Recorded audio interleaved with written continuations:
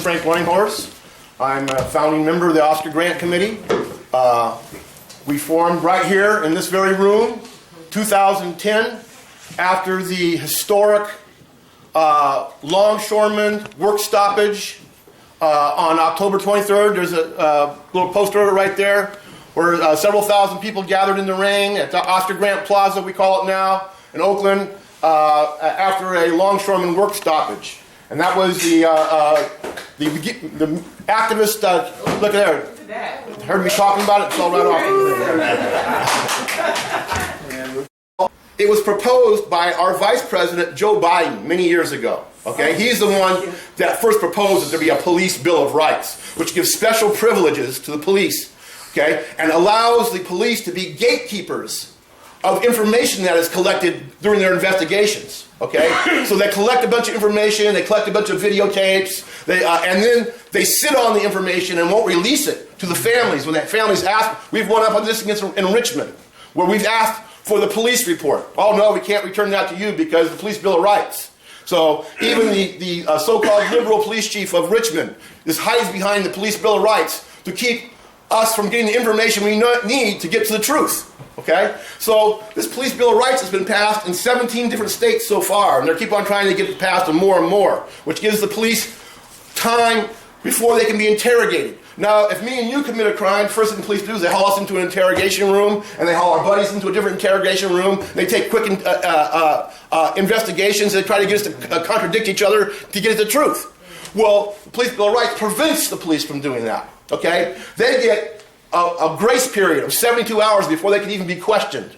They get to be sequestered off with their attorneys and police union representatives so they can get their story together, so they can make sure that they're all saying the same thing. Oh, he had a gun, or covering up for themselves. And they have all kinds of other stipulations that that the average person doesn't get, all kinds of other rights and to protect them. And if any of these stipulations, if any of these even minor things are violated, then the entire case against the officer is thrown out. There is a case, if you go to our website,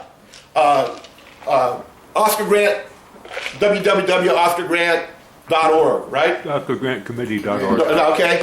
You can see we have a video of I think it's Baton Rouge, Louisiana, of a white woman in a police station. She's a little bit drunk.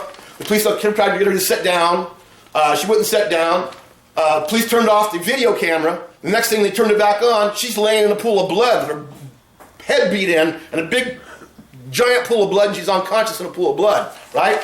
And police beat her to senseless, okay? She was an unarmed, drunk woman. And then, during the investigation, one of these little stipulations of the policeman's bill of rights was violated. He got questioned you can't be questioned by more than one person at a time. You know, all the things the police don't give you the right to, when they could gang interrogate you and stuff like that.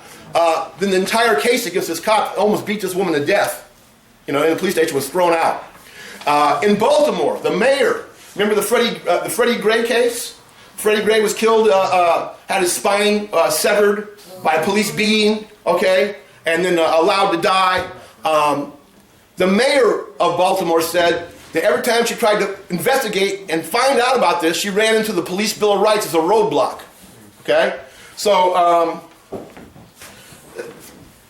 this police bill of rights is a bad law. We need to raise a national demand to get it repealed. It's a protection. It's a cover behind which dirty cops hide.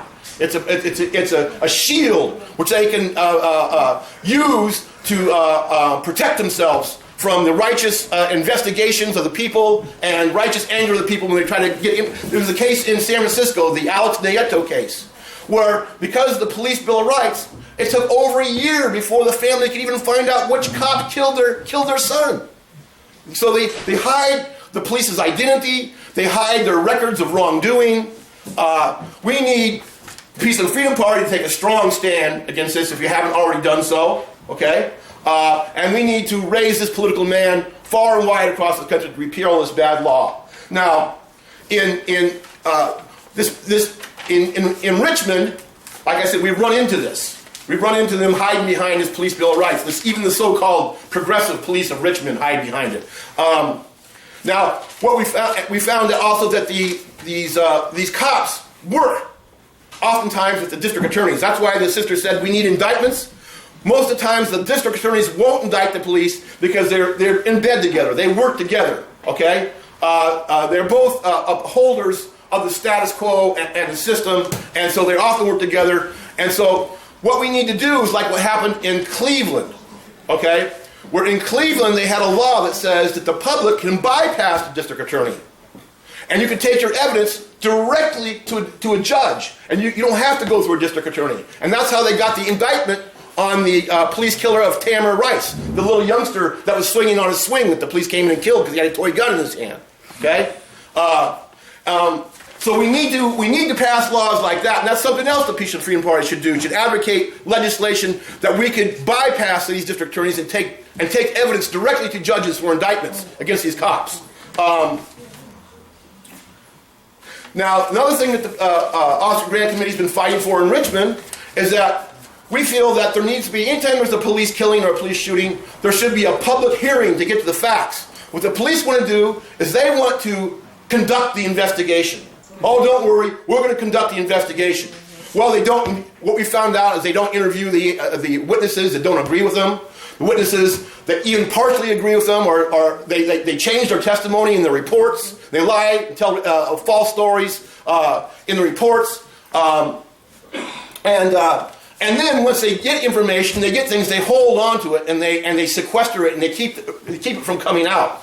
So if we had public hearings where all this evidence has to come out into the public, okay, and the police can't sequester it and then hold on to it and then gatekeep it like they've been doing, this is the way we could bypass that too. And of course that would run into the Police Bill of Rights. So these are things we've been fighting for in Richmond. When we went out to the Juneteenth big festival in the park, I buttonholed one of the city councilmen, Edward Martinez. I said, "Do you support this demand to have public hearings on police shootings so the public can come forward with the information they have and bring it out in the public?" And he said, "Yes, I do." And he said we could use his name. So now what we need to do is press on that demand on the city council in Richmond, because the city council sets policy, not hires and fires. But this is a policy question, not a hiring and firing. If we get one city to pass it, then maybe we can get other cities to pass it. Maybe we can start a movement, a wave across the country where we can bypass, people's movement can bypass some of these state institutions that are preventing justice. The only reason we got our video is because I was personal friends with the liquor store owner. Yes. So, I think I covered my topics, and I just want to say thank you to everybody for coming out here. Keep on fighting for justice. Don't give up. We're going to win. Power to the people.